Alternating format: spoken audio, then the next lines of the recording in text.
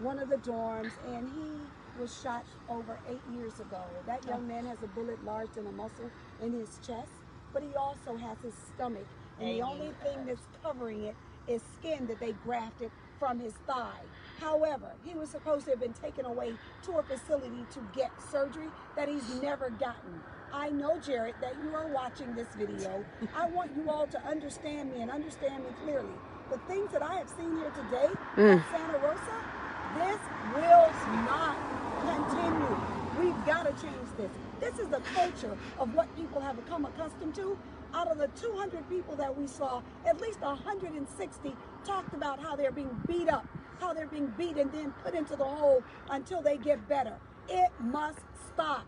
I'm telling you all, we will be back, and we will never, ever make an appointment. We're going to be showing up to all of your facilities. And I want you all to know that as we walk back up to the front to leave, even the correctional officer said to me, why won't they pass House Bill 189? 65% will give somebody something to look forward to. Welcome to the Convict Podcast, folks. I'm your host, Moliere Dimash, and yet again, we have another case of convict derangement syndrome, folks.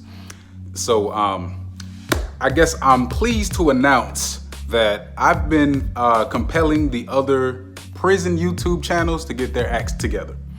Okay, how many times have I said this? Folks are tired of hearing about what's going on the first day on the yard and, holding shanks and all of that foolishness. They're starting to come around.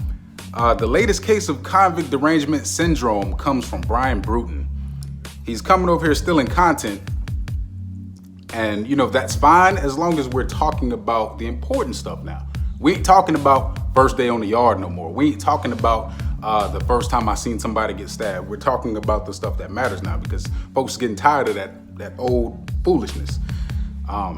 It's time to have adult conversations. And I'm not offended. I'm not surprised. I am pleased that the other prison channels are coming around and they're coming to get game from the Convict Podcast. It's all free. As long as the conversation's getting started, I'm completely cool with it. But CDS is real, folks. Convict derangement syndrome. There's only one Moliere, folks. Brian Bruton and the rest of the copycats out there, there's only one, and that is law. Literally. Let's keep in mind that it's written into the law that there's only one Moliere. Not two, not three, not 10,000, as I anticipate. All right? There's only one. Okay? Read this carefully, man. This came from one of the highest courts in the country, that Florida prison officials familiar with moi will find the results unrealistic. You know why? That history while incarcerated that's noted in the law, you know what that history consisted of? The same thing I'm doing on this podcast. Okay? This is a court in Atlanta, Georgia. They knew that every prison official in the state of Florida knew about me. You know why? Because everything I'm doing on this podcast, exposing corruption, that was my MO. I have letters from every chief judge in the state of Florida. Some of them cursed me out. Some of them sympathize with me. But you know why every chief judge wrote letters to the convict? Because I wrote letters to them, telling them, hey, you're sending people to prison, but let me at least tell you what prison really is. I know your goal is to make people serve time, but you're sending people to death farms, okay? If I can implore you judges to reconsider how you're sentencing people, given how harsh the prison system is, that's all I wish to do. And they all wrote me back.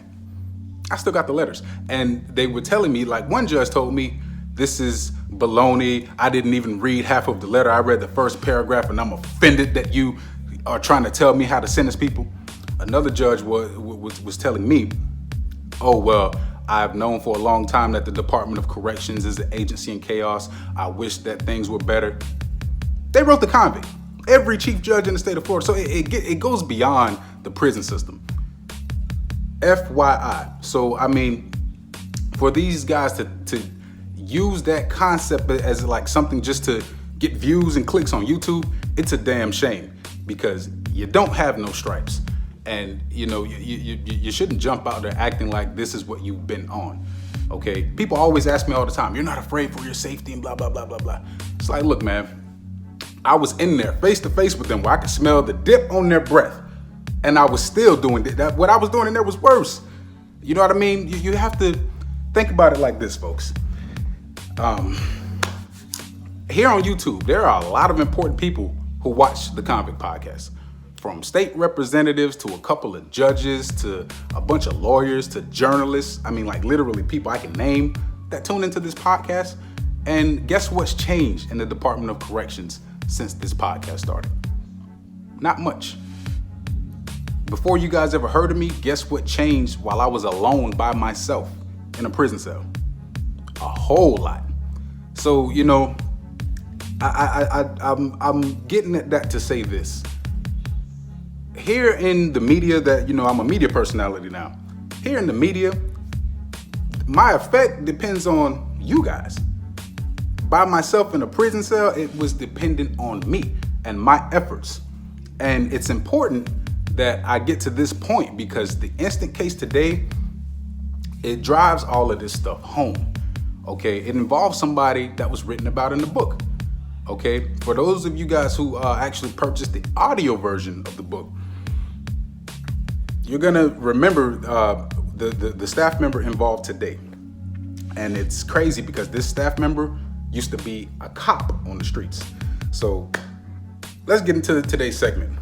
We're going to be talking about inmate Miguel Lazaro. All right. Now, I love my convict nation. I love you people. Okay. I'm going to always fight for you.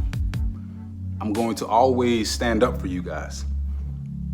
And I am honored that family members of these victims are reaching out to me and requesting that I talk about their loved ones' cases. But let me explain something to you. To all of the people who've reached out to me recently to talk about certain cases, there's a discussion to be had here. You cannot be afraid. Honestly, if you're afraid to speak, you may as well live in another country. Okay, freedom of speech is your right. You can't let goons and thugs in the Department of Corrections scare that shit out of you. You are entitled to that. Because they're evil does not mean you have to be afraid. Okay, somebody reached out to me to cover Mr. Lazaro in light of Representative Hart's visit, their surprise visit to Santa Rosa Correctional Institution.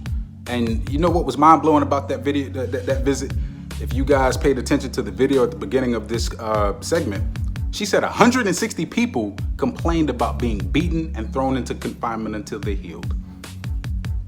That goes to show you that all of this stuff is just a drop in the bucket, okay? But back to my convict nation.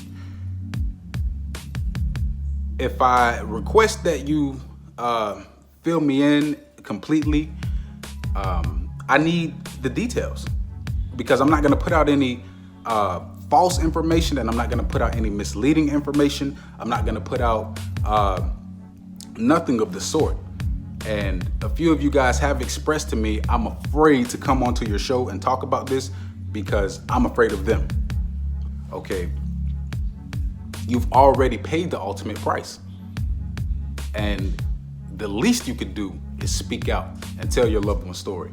And if you're not even willing to speak, this stuff is gonna perpetuate itself.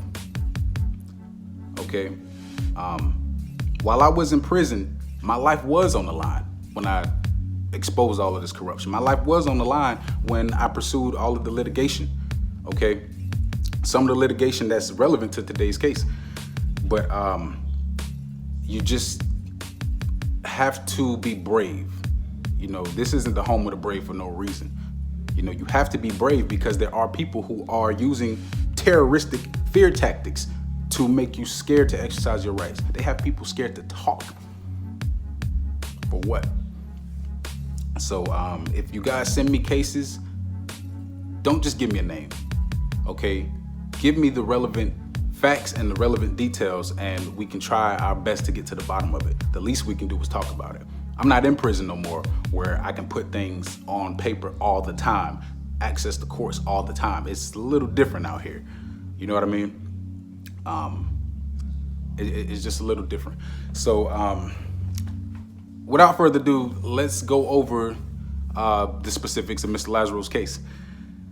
I was provided this name and I looked at the file. I pulled the file and there was nothing in the file. It was reported as a suicide. There was a subject officer. The officer was not identified. The manner of death was not identified. The report was pretty open and shut. Okay, now we've already gone over a couple of cases where they were reported as suicides, but when you actually get some of the facts, it looks like a murder. And it's always at the close management facilities, okay, like Santa Rosa. And little by little, the victim's family members gave me information about the case. Apparently, a wet noose was used to hang him. And without the relevant details, I can't tell you whether this was fishy or not. All I can tell you is that, a wet noose was used to hang him and that he wrote letters home about, he was concerned for his safety. He was concerned that something would happen to him. After he wrote these letters, he was found hanging with a wet noose. Why would a noose be wet? So that there's no fingerprints on it. That's an obvious conclusion, but without more facts, I don't know whether he did it or they did it. All I can do is put this information out there with my opinion on how things might have been, but without the facts, there's not much I can really get to the bottom of. And I would love to get to the bottom of it and expose it as we've been doing. But in this specific case, I saw that the lead inspector on this case was a woman named Jennifer Skipper. And for those of you who've read the book, you know who Jennifer Skipper is. And you know she's corrupt. Jennifer Skipper used to be a police officer. And she told me to my face that every case she's ever tried as a police officer, everybody that she arrested on the streets went to prison. Now, you guys also remember what it took to get that conversation with Jennifer Skipper, okay? I was reporting abuse while I was at Holmes Correctional Institution, and she was the inspector. She would not address a single case from gassings to beatings, okay? She would not address anything.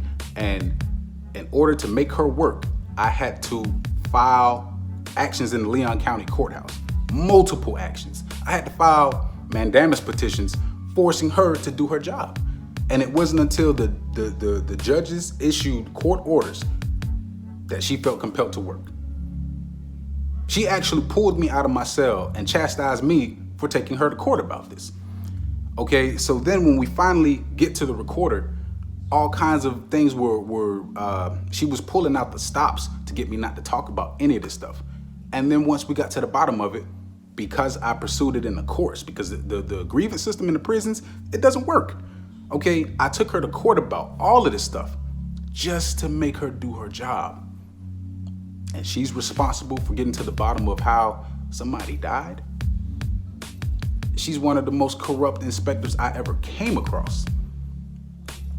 And guess what was the first thing she made happen as soon as I compelled her to start interviewing victims and talking with me about what's happening and interviewing the officers about what they did?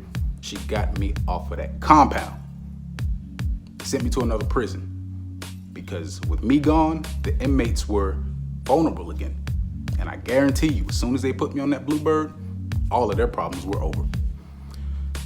So, it was unfortunate for the victims who were at that institution because there was no way for me to follow up on any of this while I was at another prison, even though I still tried. Okay, and this is the inspector that was responsible for disposing of this case.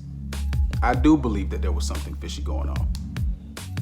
I do believe that there's a lot more to this story and that his letters foresaw what was going to happen to him. But I don't have all the facts. So for my convict nation, if you can provide me more facts. I just got information about a man who was beaten down at Okeechobee. Didn't get the facts. I got information about a lot of people who are suffering and nobody's talking about it. I would put it out there if I could, but without the facts, there's nothing I can do but give a picture and a name. So I would implore you guys to not only give me all of the facts, be willing to come on and talk about it. Because like I've said this in the past, I'm a known opponent of the Department of Corrections. Okay, I'm known for being in opposition to everything they do, but to hear it from you guys is a whole different ballgame. So that'll do it for this segment. And if you reach out to me, I will always do my best to get to the bottom of things, but I need you guys to work with me.